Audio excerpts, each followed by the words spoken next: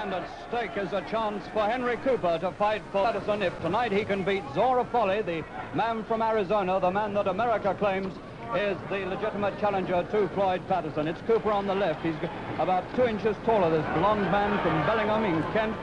2 inches taller, but he's giving away 9.5 pounds to Zora Folley. Folley not very tall, but he's massively built. Well muscled, particularly around the arms and legs. Well, in this first round, it looks very much as though Folley is, in fact, a worthy contender for the world heavyweight title, because he's moving fast and he's moving sharply. And he's beating Cooper to the punch with the left hand. Watch those stinging left jabs and those beautiful follow-up rights from Zora Folley.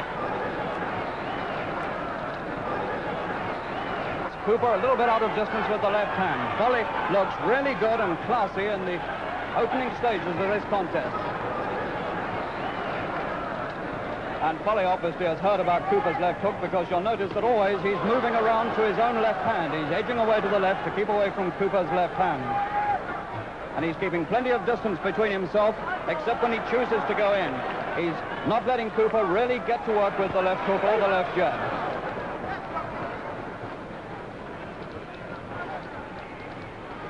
Folley very clever at tying his man up inside, and he comes out best in these clinches.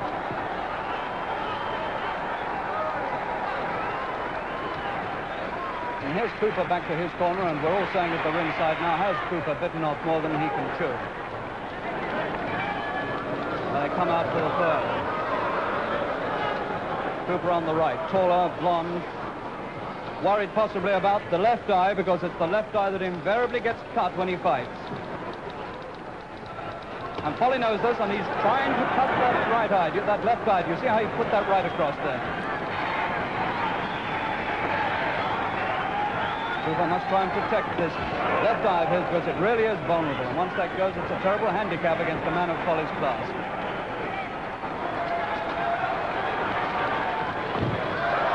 Nice left counter from Henry Cooper, one of the few good punches so far that he's put in this third round.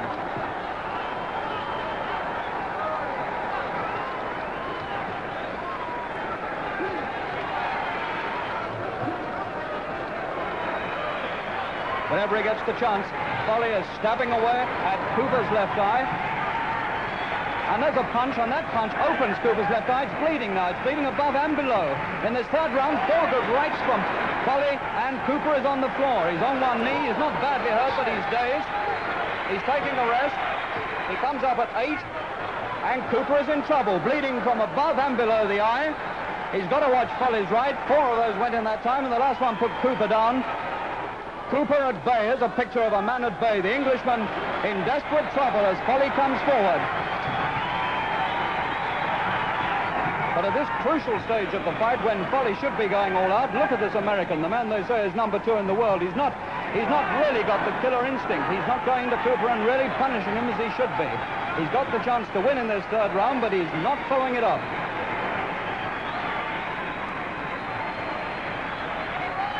Well, there's the end of the third, and you can see that Cooper was let right off the hook. Folley almost had him at his mercy, and then let him go. It's been amazing the way that Folley has faded out in this fight, because he made such a promising start, and he really has tailed off now. He's not half the man he was. For a man who's had twice the experience of Cooper and has met some very tough opponents, and has beaten Nino Valdez, the scourge of English heavyweights, Folley is at the moment a disappointment. But not a disappointment for Cooper, because Cooper now is really getting on top. And although I don't make him in front yet, that lead is really being narrowed right down.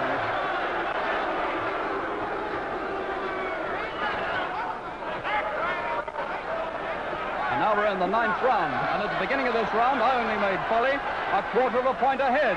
So Henry Cooper is right in the fight with a chance to win, and the whole of Wembley knows it. Cooper being pushed to the ropes there, more than a punch. Cooper still impressively jabbing away with the left hand at every opportunity, poking it all the time. It's not into Folley's face. Folley gets a warning for rubbing his head up against Cooper's eye, and Cooper's eye now, which has been terribly well patched up by his corner, has begun to bleed quite copiously again as Folley rubs his head against it in the clinches. But Cooper is undismayed and undisturbed. He's boxing the right way. He's outboxing and out-jabbing Zora Folley, the number 2 in the world. Beautiful left hands all the time to Folley's face. Not much variety about it, but you don't need variety if you're doing well with one particular punch, and Henry Cooper is doing well with his left jab.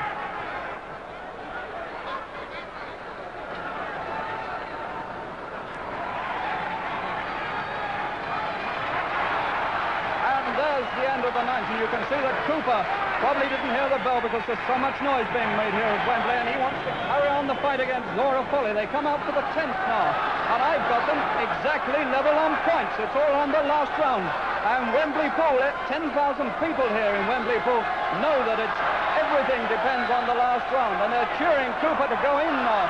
This is the last round. Here's the chance coming now for him to fight Floyd Patterson. If he can win this round, he's probably won the fight, and they want Cooper to go in now. Never mind about the cut eye, never mind about Zora Folley's right hand. Go in, Cooper, go in and win.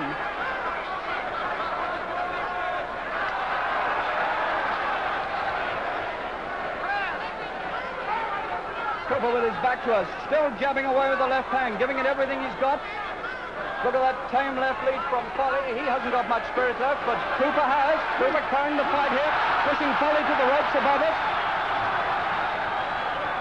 People are going mad with excitement all around me and behind me.